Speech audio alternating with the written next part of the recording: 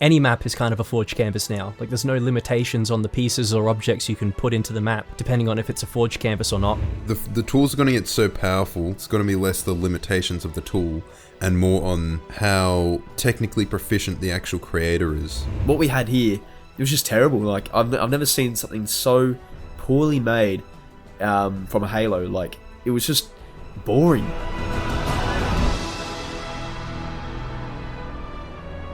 G'day guys, it's episode 5 of The Infinite Show. I'm here with Lepa Larden.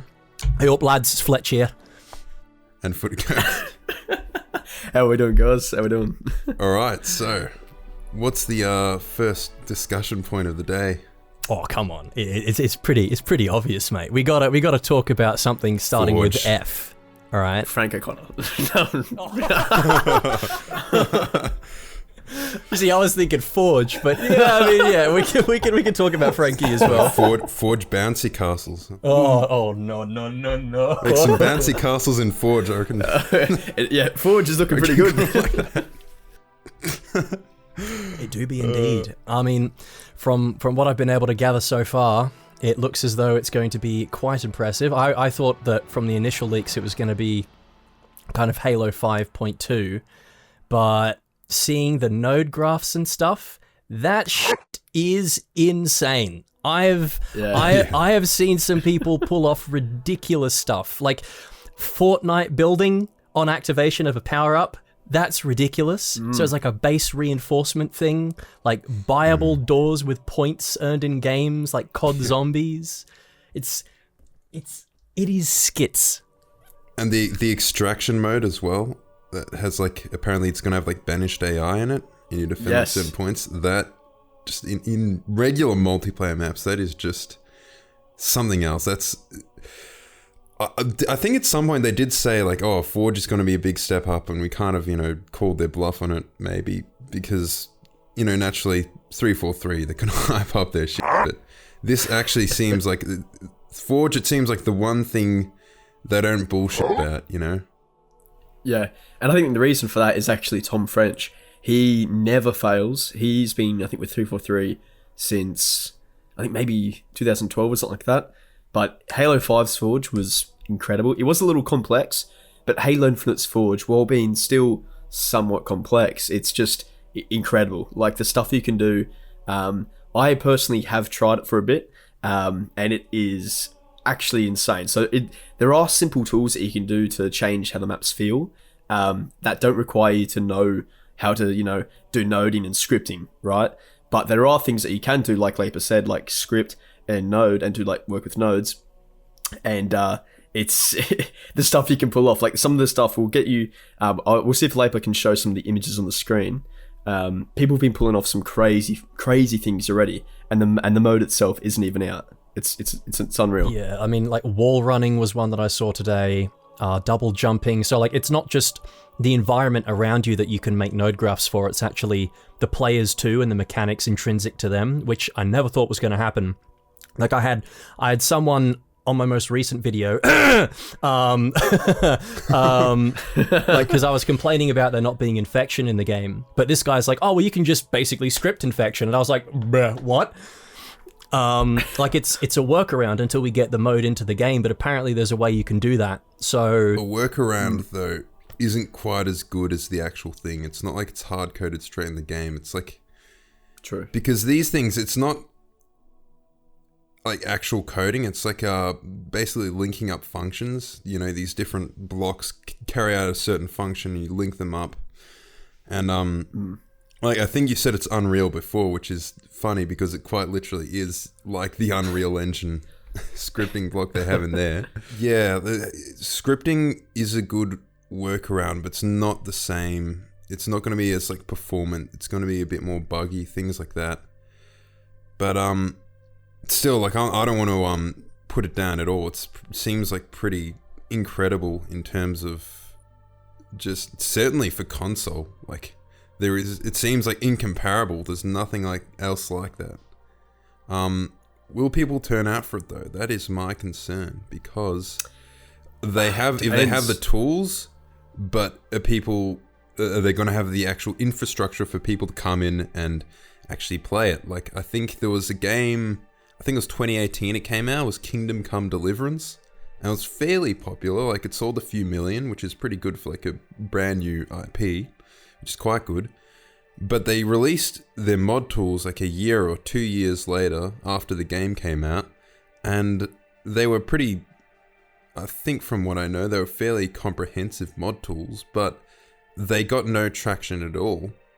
No one's making mods with them because no one cares, like the game already came and went.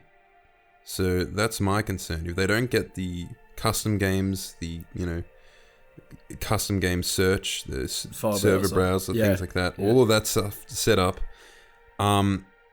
it's just it's just a concern that all this effort they've put in to make such a great Forge mode might just go to waste. So I can tell you that the custom games browser is in the works, and from what I've been told, it won't be releasing with the Forge launch, but it shouldn't be too far behind. Oh god, I hope but so. There will be a file share. There will be a file share system that releases with Forge, and there is a leaked image. I think Sean W posted like a short video showing it.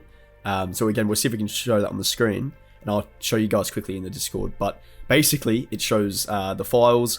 It shows how you can search for the files, how you can add them to your settings or to your saves, and basically you should be able to open them up quite easily from your own custom games.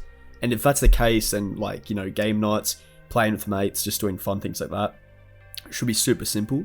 The hard part for 343 will be whether or not they can get that content into like matchmaking, so people that are just wanting to play the game by themselves can still have fun playing those modes and maps that they wouldn't otherwise experience if they were playing in custom games. Yeah, I think that the big thing, like you said, is that a majority of the player base that kind of left Infinite were the casuals, but in the sense that they were newer to Halo and they were only really playing it for the most surface level things like the matchmaking, just like jumping into games, and then once that content kind of dried up, they basically jumped ship. And Forge and custom games is a bit like it's not as if it's not user friendly, but it's just a little more complicated than press button, search game, pew pew, bang bang, game over, which is what a lot of people will probably be looking for. But I think the easiest thing that that 343 can do, like you said, is just put some Forge maps into matchmaking until they can make their own official maps, so that at least that way there's more variety in the matchmaking map rotation. And the other thing that got spotted a lot as well was like additional areas to existing maps, like Bazaar. There's like a whole like a tunnel. There's like a tunnel system underneath like each base in. That's pretty bizarre, yeah. In how bizarre. In Behemoth, there's like that massive tunnel that runs between the two towers. Not Lord of the Rings Two Towers, mind you, but yeah, I was thinking that as well. There's a lot of like unopened areas and stuff, and I think those would be great for Infection too, as like little holdout areas for you and your mates to get into, and just make the map slightly newer if they wanted to add them to Infection as well. And of course, with Forge you can change the lighting and the environmental effects to make them a little spooky, and make it rain and stuff. So there is potential there for it to be in matchmaking for sure. The thing is with matchmaking, how are they gonna? I guess it'll be selected on a per map basis. So I was just thinking the performance, because Forge has always had the budgets, right? That's to handle the performance. So I'm wondering how they would handle that with like having to make it capable to be played on the original Xbox. So you're gonna laugh at this, but the budget from what I've seen, so Elite Falcon, shout out to you, mate. He's been posting a ton of Forge stuff. Basically, I think yesterday he was trying to push the budget to its limit. I think he got like halfway through it, and then his computer crashed. Oh, is he the one who spawned just a bunch of trucks? Yes, yeah, you saw that. So on Xbox, I don't think you'll be able to spawn like too many things, but on PC, unless you have like a really decked up PC, you probably won't be able to push the budget like to the max. But it looks like you can spawn so many different pieces and objects, which is really cool. But yeah, for those on Xbox One, I don't imagine they'll be able to spawn in too many items. But do remember, these are beta values. They're not final. True, It true. might be different in That's actually so that could change. Yeah, then. So, yeah. It's a good I've seen a point. few videos. I think there was someone who was like creating their own town in Forge, and it was like it wasn't too big of a map, but like the game crashed when the because it's not called the budget anymore. It's like the simulation value or whatever got to it wasn't very high. So I think it might have more trouble. The game might have more physics trouble like simulations. yeah, like processing multiple different types of objects as opposed to just the one. So dropping a bunch of trucks everywhere probably won't be as intensive on the game as if you were trying to build an entire city or something out of multiple different types of blocks with, you know, prefabs or whatever. But I wouldn't be surprised if the Xbox One, for example, had some element of maybe even like a cloud playing it through the cloud instead. So it's like done via a server as opposed to actually relying on the hardware of the console. Like I'm not sure how they would do that, but I'm because there's no way it'll be able to run on the Xbox One, surely. I mean, technically, Microsoft is supposed to be the cloud experts, right? You know, they run Azure and all that. Meteorologists, yes, they are the cloud experts indeed. Mate, or what? Bill Gates changing the weather? Is that what you mean? No. Some tinfoil hat shit going on here, boys.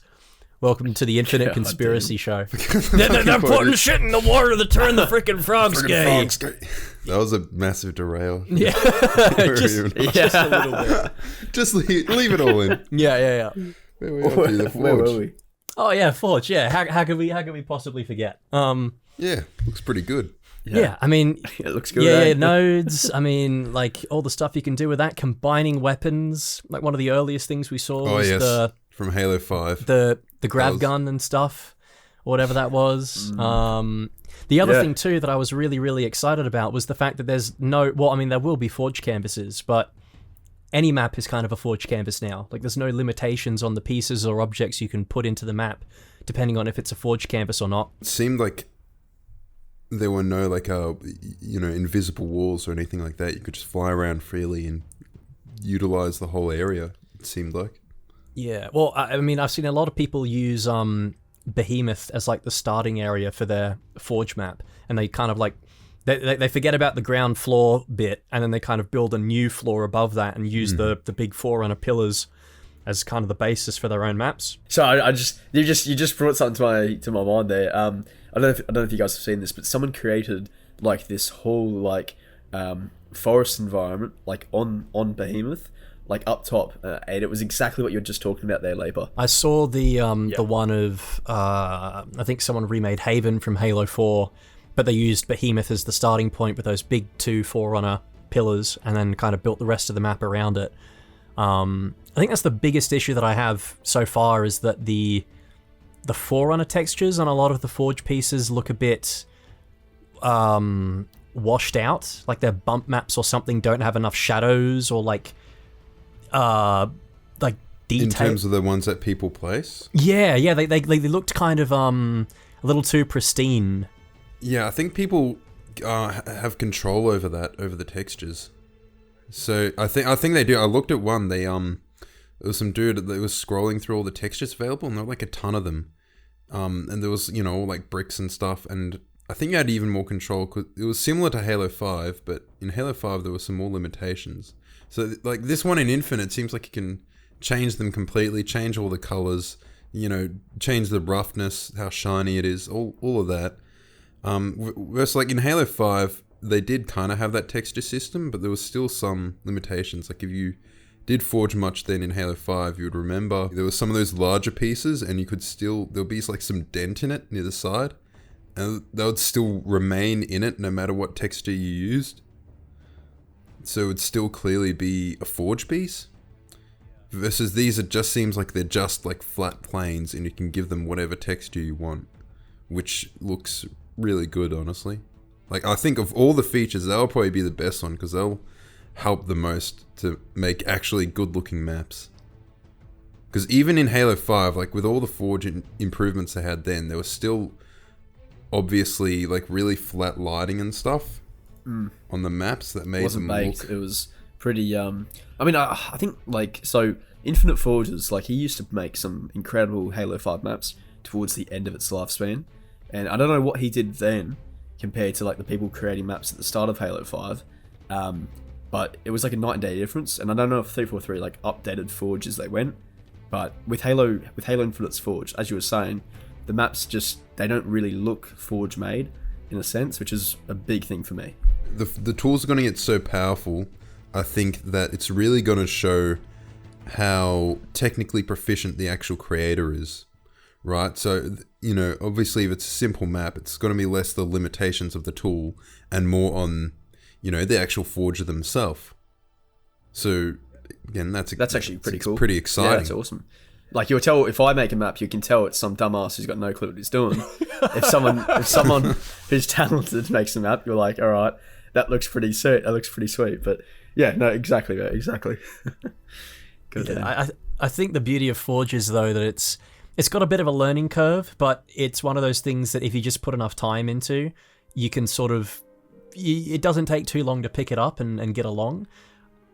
I think the biggest issue that I have with it is that, like, Halo 5's Forge was great, but I think you mentioned earlier the controls were a bit whack. Yeah. Like, going back and playing Halo 5's Forge today, I was kind of like, you know, giving it a go and see what I remembered from it.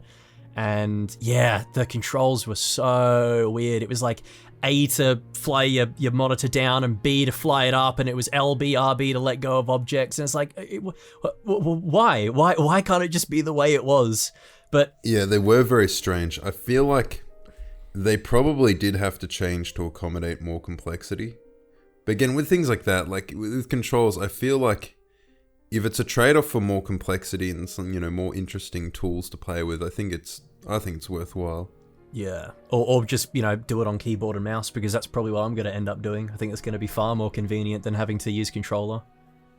Oh, yeah, definitely. I think when Halo 5 Forge, when that released on PC, that was pretty simple. I think you could just use it like a 3D program, right? Like you could just click on the objects and move them around with your mouse. That sounds far easier. Goddamn. Yeah. Hopefully it is like that. I think it should be. I think it will. Well, be. I've seen people like highlight entire buildings by, like, you know, dragging their mouse across the screen, and then like being able to move them with their mouse too. So I think there's going to be quite a bit that you'll be able to do on mouse and keyboard. Although I feel like that might leave, people on controller at a bit of a disadvantage. But I mean, it's Forge at the end of the day. You know, it's not competitive. That's right. So it's fine. Just buy a mouse and keyboard from Aldi. They're like $20. You just plug it into your Xbox. No one cares anymore. It's not as if you have to download a third-party program to get it to work. They seem to encourage it now. So, or just play on PC. Just buy an exactly PC for it. yeah. Just drop $4,000 on a PC, and, you know. Yeah. Still can't run Infinite at anything higher than 100 frames a second, though. That's true. I don't think anything can. You know, well, it's hard to run a game like that when you're downloading 1 gigabyte every match. Oh, that was so dumb. How's that for a segue, huh? Yeah, no, what was it? It was data usage and the menu re-downloading the Season 2 banner image like 2,000 times within the space of an hour. Yeah, and 343 acknowledged it, so that the fact that they acknowledged it now, like, surely they had to have caught that at some point in QA. That, oh, we're downloading a gigabyte between every match. Like, sure, I think so. Nah, bro, UI limitations. What do you mean? So no wonder it takes so long to load. Like, that could be causing desync. Halo, as well. Like, Infinite. Technically, it's just not AAA. The state it's in, like, this is like comparable to, like, when Blizzard, they released World of Warcraft 3 Reforged. You know about that? I think when it first launched, the main menu ran in like some web app. Oh god. Running on some like website. Some HTML thing. Incompetence, that's how it happens. It's when they get interns into the company and just expect them to do like 100 hours of work a week. Jesus. When they've never worked on a game before. Oh man, yeah, because you know, being in Australia, right? Our internet, it's not not the greatest, unless you're lucky enough to get fiber to the premises or to the not even to the node sometimes. Like most internet plans in Australia cap out at like 100 megabytes a second, so there's not much room there for that kind of stuff. So already, and people in the US, like a lot of people are on data plans as opposed to actually having like a proper connection, and so they chew through their data or how much they're given on a certain plan if it's not unlimited. So yeah, it's bringing up all kinds of issues outside the game, and like you said, Ghost, it probably does contribute to desync somehow. Somehow. More technical issues, I think, than any other like previous Halo game. It's just like busted. But there has to be a way to fix it, surely. Just busted. There's no way of recovering. Just compare it to other AAA games as well, like Doom Eternal runs for Destiny 2, newest Call of Duty. They all run better than Halo Infinite. What is Halo Infinite doing different? It's just a comedy of errors, really, isn't it? It just never seems to stop. Never ending. Well, I mean, even something like desync, you think would be a number one priority for the team there, but apparently the entire network team was dedicated to getting co-op out the door. And while I can understand that, co-op is this signature thing of Halo, but surely you can get a couple of people working on trying to find some kind of fix for desync in the background, because it's just I would love to have a tour of 343 Industries during the average day and just see how many people there are actually on the dev team, like floor in the offices working on stuff, and then taking account of how many people are maybe working from home, because surely they've got to be understaffed. Oh, I think if you walk in there, it's just on fire. Just you see Bonnie Ross just like pouring gasoline over the entire place, and Joseph Statham's just trying to call 911 to get the fire services down to stop Bonnie Ross from fucking. Paul Bertone's running around with a fire blanket trying to put the employees out. Oh god. Franco Cotter's just standing there T-posing in his office on fire, like the guy who's supposed to be doing the he doesn't even have an office, he just got a jumping castle.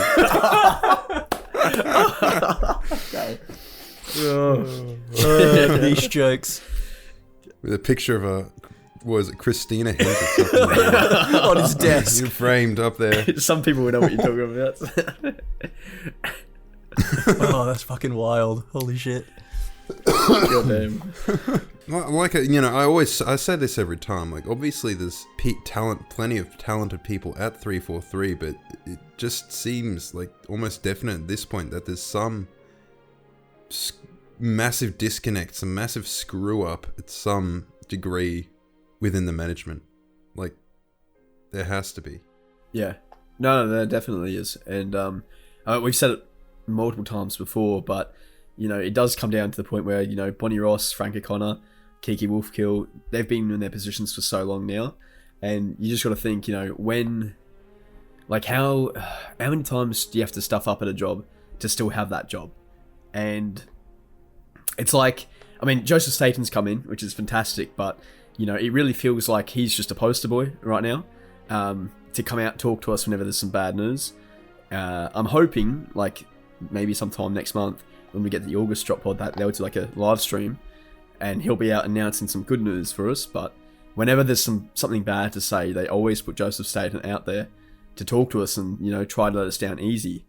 Well, hopefully that doesn't like kind of tank his reputation. Well, I've noticed some people be like, if he's say less about him actually. Yeah, because it seems like they're just because they know he's somebody who has goodwill. That's right. With the community. That's exactly, because he worked on all the games that people love. It's not like he's like some magical band-aid solution. That's right. Just when he shows up, like him like him bringing Paul Bertone to join him. That was awesome. But like that was good. Like a lot of people don't know Paul Bertone. He had like I think it was a campaign lead or something on. Yeah, CE. Mostly, and then Halo 3 ODST. Yeah, I think all like the original. Yeah, all of them actually. Halos. Yeah, maybe. Yeah. I think so, yeah. So he had a fairly senior role in the campaign, so it seems like there needs to be some kind of management change. Like, I'll just concur. The other thing that always happens too is that, like you said, they always seem to palm it off to the people who aren't deserving of the hate. People like Joseph Staten, Unisheck, Sketch. It always seems to be those guys that seem to be the bearers of bad news, despite the fact that I don't think they have much of a... I mean, I'm sure they have a say at what goes on at the company, but it just sucks that those guys seem to be getting the brunt of the community's spite at the moment, shall we say, when it's actually just a mismanagement issue. We've talked about Forge enough. We can go on to the event. Oh, yeah, it was pretty lackluster, wasn't it? Like, did you guys watch the It was very lackluster. Yeah. Nothing happened. Like, this chick spoke to us twice, and it's a wild world out there. Be ready, Spartan. That's literally ready for anything. Be ready to take your destiny. That proved it for me. That put it, that chiseled in like the on stone right there. There is no one making this fucking game anymore. There's like 5 people. Some random intern. It's so upsetting because I thought that was being done by like Joseph Staten because he was hyping that up before launch. I don't know if he's like palmed it off to someone else because he was really hyping this shit up. Maybe season 3 is going to be like that, but with the extraction game mode, which will make a bit more sense to have, you know, like the Banished involved, so you're fighting the Banished. But what we had here, it was just terrible. Like I've never seen something so poorly made from a Halo. Like it was just boring. Like I was like, ugh. Yeah. Last Spartan Standing. I can talk about that. Yeah. I think Last Spartan Standing is just garbagely designed. So it looks like they're trying to experiment with Battle Royale a bit, but they kind of miss the point because you can just sit in the corner of the map the whole game and just wait for people to kill each other. So by the end of it, you have 5 lives. Just track down a overshield and easy, you know, destroy your opponent. And like the thing is, they made overshields less common, but the issue with that is that now if you find an overshield, you can just hoard it till the end, and it's less likely that your enemy will have one. Exactly. So they did, and the thing is, what they want to do, they wanted an incentive to go out and fight by, you know, making you level up, get XP. But it is, I guess, a bit better now that the final thing has an actual energy sword on them. But it's still like that change was good because, like as you were saying, it does encourage you to go out of your, you know, get out of your room and just fucking try kill people. But what I noticed, like I've played a few games, and when I got to the energy sword, the guy who had like 2 lives and clearly was not very good, like he was just hiding for most of it. I was able to just destroy him each time he came near me because he didn't really have anything. I think the best thing he had was the commando and the sidekick. So if you compare that to the energy sword, you're going to get destroyed. So that I think that change was quite good. I also like how they got rid of the sidekick from the first option, like making it just the disruptor is a lot fairer, a lot cleaner, because the sidekick, people could just hold onto the sidekick for like most of the game and still shred if they're relatively good, you know.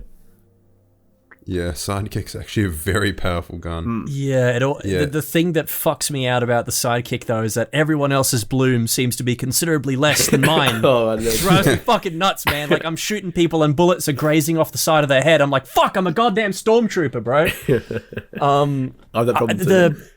It's so annoying. Like you said though, the biggest issue is the camping and the fact that killing people really doesn't seem to reward you all that much. Or if you, it's not.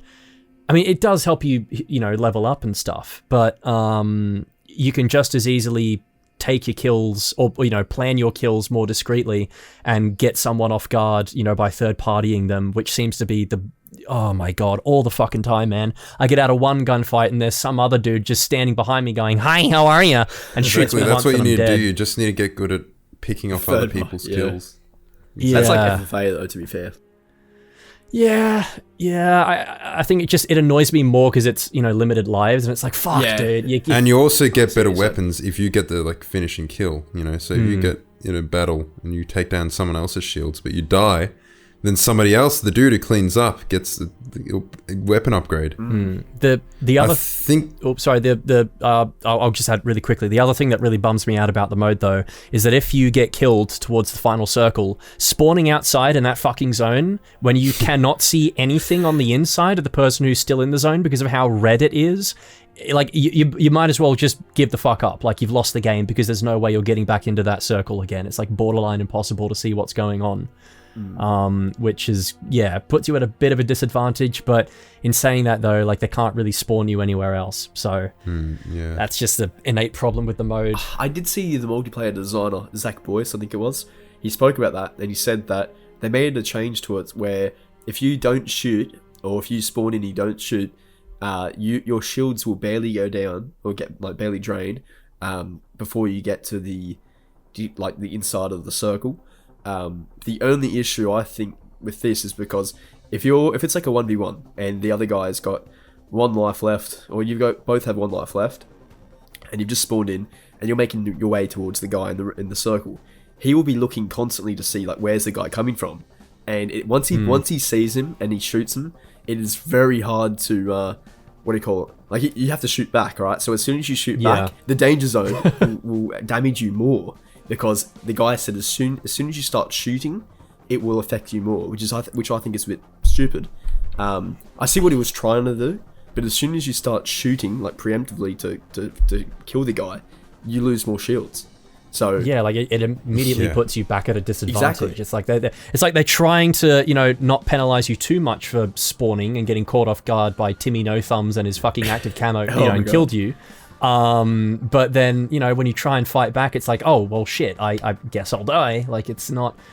That wasn't thought through very well, was it? Yeah, no. That was kind of... That makes me think of... smooth brain, to be honest. Makes me think of one of the biggest issues with Battle Royales, and that's just, like, the waiting around in general. There's, like, so much time between engagements, and there's always the issue that you can always survive until the end if you just hide. It's so easy to hide on those giant and then maps. It's over in 2 seconds. Exactly. But the thing is, with that, you have shield. So again, let's say you just have overshield and double melee or whatever. It's just like in regular battle royales, you'd have like you'd have to go around the map. Like, you wouldn't even have a weapon. You'd have to go around the map and find a weapon. But in this, for some reason, Halo, the game about going around the map and finding weapons, for some reason, they decide they wanted to be different from every other battle royale. Yeah. And make it not about going around the map finding weapons. Like, that's something... Like, that's still an issue.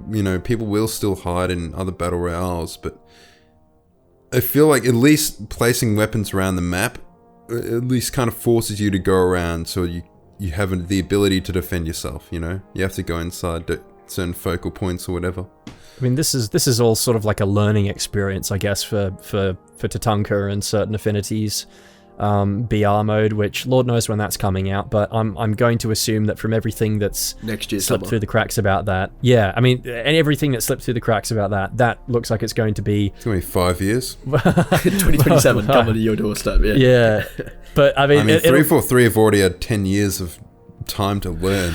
Yeah, I mean, from Last Spartan Standing compared to that, it'll be leagues and bounds better, I hope, and it will actually be like a proper kind of BR experience as opposed to what Last Spartan Standing is, where it's like, it's kind of, but not really. But it's just like a gun game mixed of FFA, but you can tell it's like they're trying to make players get ready for like a battle royale. Basically, like, you can tell it's not their full attempt, but they're trying to ease players slowly into the battle royale stuff. But there's a tanker game mode. It's going to be like massive, but from what I've seen, it's when I say massive, it's going to be I believe max 64 players.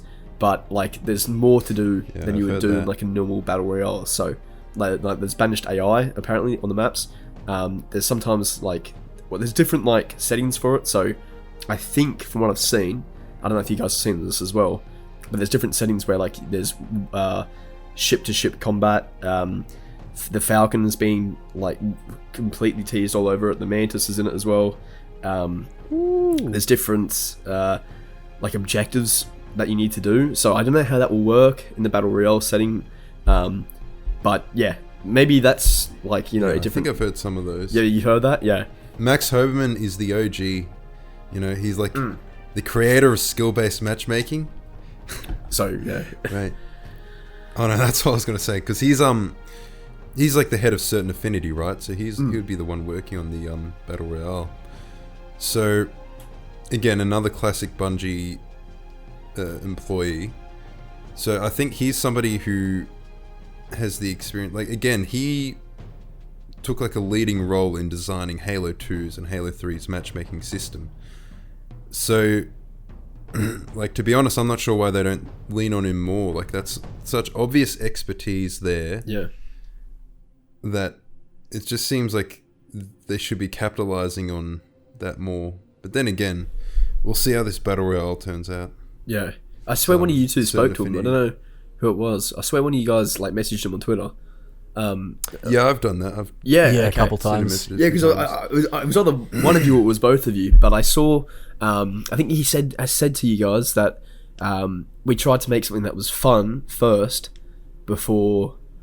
Was it fun first before competitive, or was it competitive before? No, I think it was. Oh, he had a big spiel about skill-based matchmaking on Twitter a while back, because like he brought up a bunch of things, and it was like, you know, some of those early notes on True Skill 2, and yes, I was like, what do you think? Yeah, what do you think is the issue with like modern matchmaking implementations or something like that? And I think you said something like it's not focusing enough on the average player. And it's like, it's about they want to find your match as soon as possible, versus in Halo 3 it was more about slowly working up. It feels almost like skill-based matchmaking just in general. It's been around as long as matchmaking, right? Like, that's how matchmaking is designed, but it feels like even from the beginning, like all the other games that have taken on matchmaking and have kind of, you know, changed it over time, they kind of lost the whole point of it. Like, they don't realize the point of it. That's why so many modern games, for example, they lack, say, the social aspects that Halo 2 and 3 had. Halo 2 and 3, they were designed to accommodate the social aspect along with the matchmaking. So, right, you could like party up after games and things like that. But now it seems like matchmaking has almost destroyed the social aspect. Yeah, there's none of that now, is there? Like, can't match up with people that you verse, can't talk to them, besides unless they're on your team. That really sucks.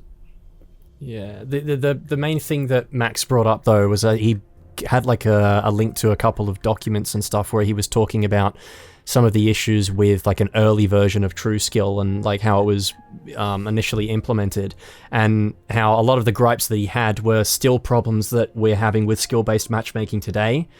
And I think his response was, you know, the more things change, the more things stay the same. So it's almost like they haven't really done enough to actually advance skill-based matchmaking. This might be a hot take here, but I think since like Halo 3, I don't think any online game, any online matchmaking system, just any online game with matchmaking has solved any of the issues that Halo 3 had. And I don't think Halo 3 had any issues that aren't still present in online games. Yeah, I think it's just the level of, for lack of a better word, the strictness of the SBMM. Like, it feels as though the like, say each person, it's like enforcing like 50-50 win rate. Yeah, and just the fact that the skill brackets now for each person feel much tighter than they used to be. Like, I going as far back as, like my early experiences with Halo 3 and Reach, it felt as though there was far more, I guess, lenience in how well you did in certain games, and it felt like it was more indicative of your skill because you were playing against a wider demographic of players of all skill levels, as opposed to just being up against, you know, people who were roughly your skill level and that was it. Or it's more like you'll play like 3 games against like absolute gods who'll destroy you, and then 1 game against complete bots. That lasts like, 2 minutes. I just preferred the element of not randomness but variety that came from just having more like more variance in the skill level of people to play against, as opposed to Infinite now, where it feels as though you play a couple of games and you go good for the first 2 or 3, and then after that it's just like I'm fucking partnered up with Mint Blitz on the other team. I've got 180 ping because the game can't find anyone in, you know, the oceanic area who's at my skill level, and it's just like a downward spiral for the next 5 games until I feel like shit, the game thinks I'm shit, and then it finally gives me like an easy lobby again, which just seems to be the spiral of Infinite. It's just like, it's so frustrating. Whereas the older Halo games, I don't know if it was just because maybe it was my cracked out 12-year-old brain was just better then, and I was better at Halo. I'm a boomer now. I'm too slow, but yeah, it bums me out. It's just the worst thing. It's just like, it's so morally degrading when you think you're good at a game and then like you start off really well and then it's just downhill from there. It just doesn't make me want to play it. Yeah, it gets it down. It does. It does. It feels bad, man.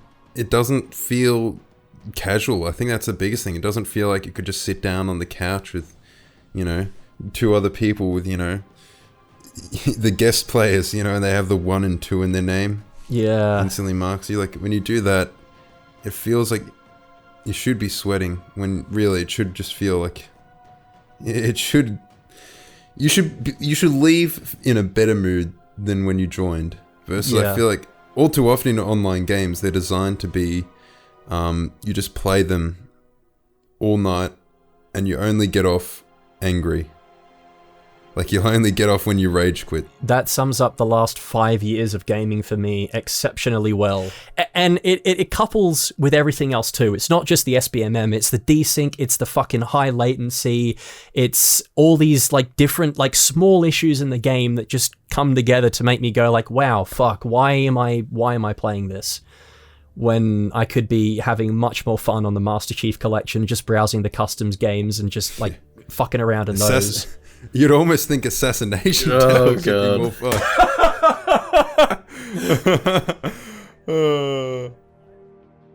This is one thing I'm actually excited to talk about. Some good news, maybe, to, you know, for a person there.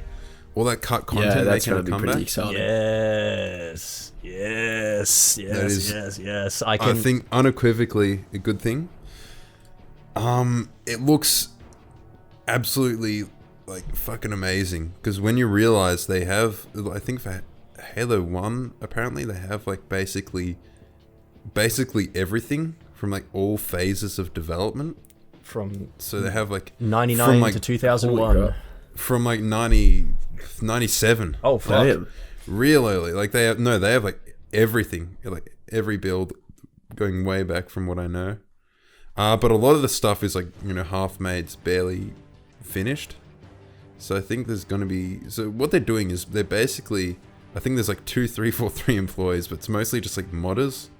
You know, people from the Halo modding community, basically. Get them doing it. Get the community to do all your work. Yeah, and so they get them to, basically, from what I know, go in. Just go in, bro. Go in and find what they can, and restore what they can. Never in a million years. Never in a million years I think that was going to happen. But like the fact that they're going to add in like the playable areas from, I think, the Halo 2 E3 beta as well. Oh my god, that's going to be in there. A bunch of cut missions and stuff from Halo 2. And Alpha Moon as well. Yeah, there's that. Have you seen that? I posted it there. Apparently, okay, so this is going off what I've heard. So this is just rumblings around. But apparently, from what I've heard, Alpha Moon is like fucking awesome. Like apparently, it's like better than any other Halo 2 mission. Jesus. Like apparently the reason it was cut, it was nearly finished. Like they have all the geometry and scenarios laid out. But the reason it was cut is because it just wouldn't run on the original Xbox. That's That's a bummer. Because it was originally going to be the location where you'd kill like the heretic leader. Oh yeah, because it goes down to the from the mining platform, and then it leads to That makes so much more sense. I mean that would have been sick to see in the game, but if you have not subscribed to Vengeful Varum by now, that's what you got to go do, because that man is going to be having a field day with those. He's going to be like recreating so much stuff. so many like God, yeah. mixing up the scenarios, and because he recently worked on a mod. It was like Halo 2 Uncut, where he tried to restore as much of the missing content from Halo 2 as he could, like the old battle rifle from the E3 demo, the Falcon as well, but like the Halo 2 version of the Falcon. It's going to be a historical thing, really, like just making sure that content isn't lost to the ages and forgotten about. It's going to be given some kind of solid treatment too. The only thing that I think could make it better is if we get Steam Workshop support so that you can download that stuff so much easier. I heard another thing. You know how like some of those like map folders, they're so massive if you download one? That's because they don't have access to the shared folder, so they basically have to copy all of the like assets basically in the game along with their map, versus in the original game, you know, they'd have access to the shared folder where they'd have all the stuff that would appear in every map. So like, you know, the basic UI stuff and all the weapons that would appear on every map, things like that. So yeah, like currently modders don't have access to that. If you download the Halo 3 mod tools, you can't really make use of the shared folder when compiling and, you know, releasing a map to the public.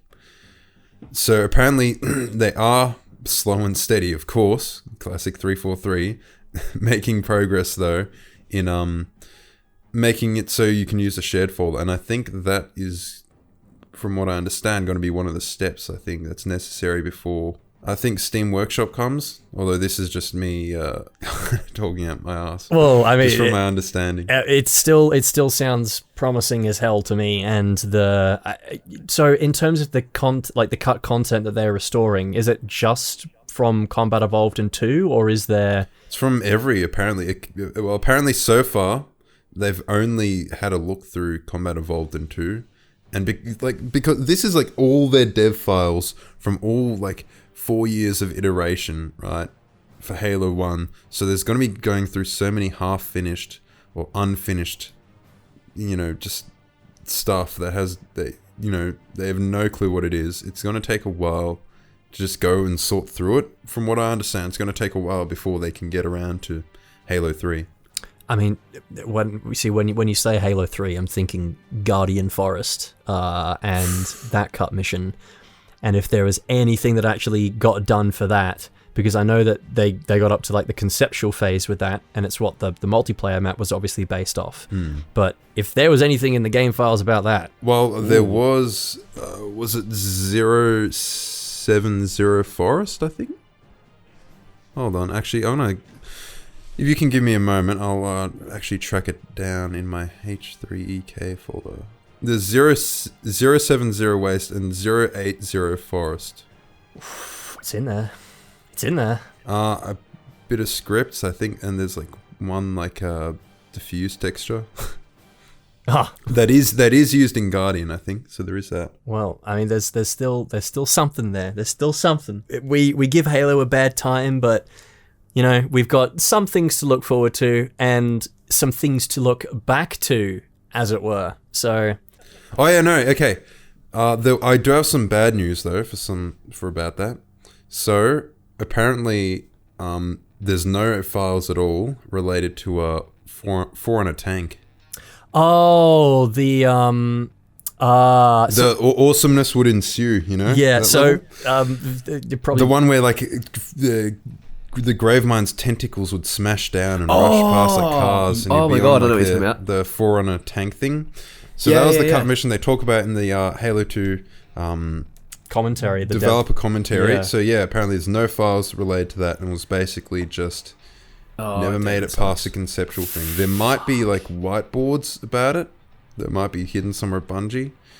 Yeah. You know, maybe in someone's house or something.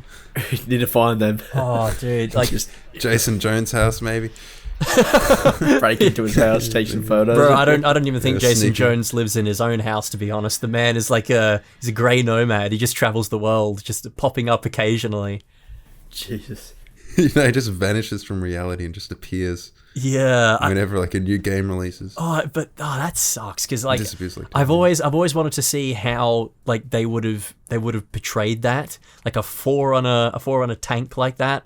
And how it would have differed from how we've seen like Forerunner stuff portrayed by 343, like the the Phaeton, like their air vehicle and, Yes, and yeah. stuff. And Don't how think that it would would have have looked differed. like that. Oh no fucking chance. It would have had orange I know. floaty bits Not everywhere. like but- Bionicles. yeah.